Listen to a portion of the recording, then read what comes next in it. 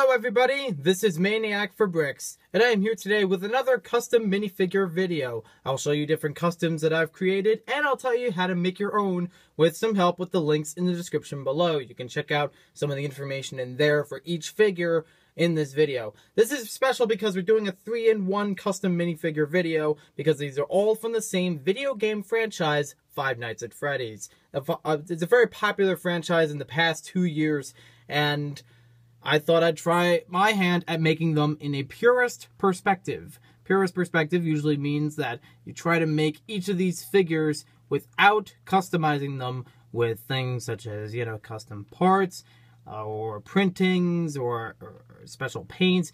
I mean, you could do printings, but from Lego. These are supposed to be made from official Lego pieces, so I can show you how best to get them straight from Lego sets.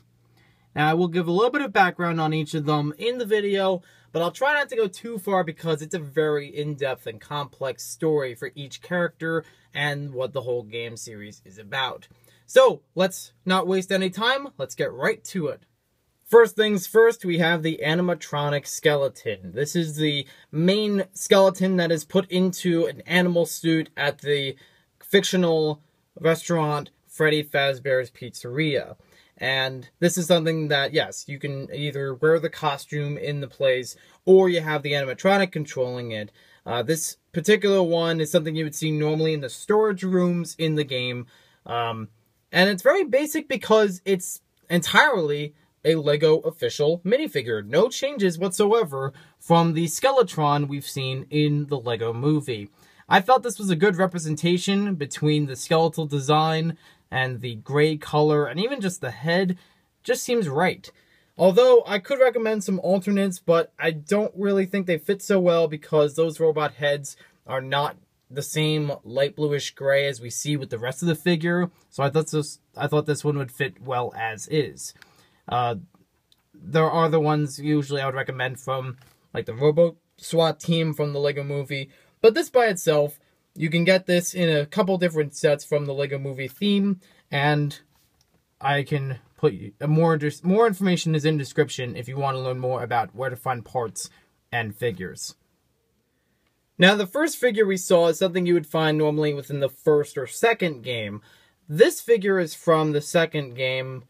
I'm not sure. He kind of appears in the first one. This is called the Puppet. It's a mysterious creature that lurks around the halls. It's not an animatronic, it's more of a ghost-type figure. And the idea is that in the second game, you have to have a music box that keeps winding up in order to keep this distracted. Otherwise, it'll come right at you.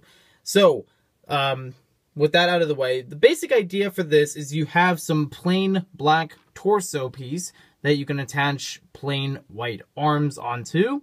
The skull head is actually pretty common. It's been used for many years, so it's not too hard to find a lot of the pieces. The only one that might take a little bit more time or might have to dig a little bit more for it are the legs. Those are from the Spooky Girl from one of the collectible minifigures series. I believe it was series 12 if I'm not mistaken. And the reason why I chose these is because it does fit the character very well. It has a black and white striped look to the character in-game, and that's also what I tried to replicate with the arms. I would suggest, if you have it available, the Mime from one of the earlier collectible minifigures series, to use some of the arm parts and maybe the torso. I'm not really sure about the torso because it's a vest type, but it still has the black and white striped color scheme that would actually fit very well in pattern with the puppet. As far as the face, I couldn't really find anything better in my personal collection that would fit than this face here, because it still has those lines right next to the eyes, just like on the puppet in-game, where it has what looks like tears coming down the eye sockets. And last but not least, for today, we have Foxy. This is one of the 4 original animatronic figures from Freddy Fazbear's Pizza. It's appeared ever since the first game, and it's had a couple variations in between. The one I'm focusing on for today is the basic Five Nights at Freddy's 1 version of this character. It's intended to be a fox that's also a pirate in-game, and also can be a suit. So, as far as using it as a minifigure, you could switch out the head and fit a person inside of there so it looks like a person in the costume For right now, I just kept it as an animatronic, so it has those robo eyes. These are the ones I mentioned earlier from the robo SWAT figures from the Lego movie. As far as most of the details, it's actually pretty easy to get them. You could take it from one of the Fox type figures from Legends of Chima. I forget the exact name, but I think it was in the set Swamp Jump, if I'm not mistaken. That's where I got the arms, headpiece, and tail for this figure.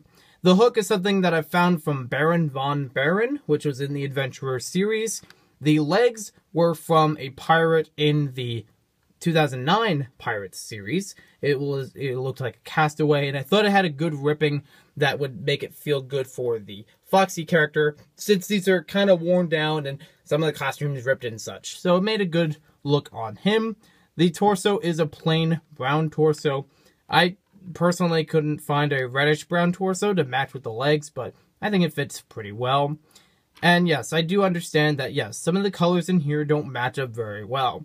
With the Foxy in the original game, it is more of a reddish color, but I didn't want to paint over any pieces. Again, Purist approach can be a little bit difficult, but it still fits for what it's meant to be. It's a fox, it has a robot inside, it's got a hook, you got the basics for Foxy.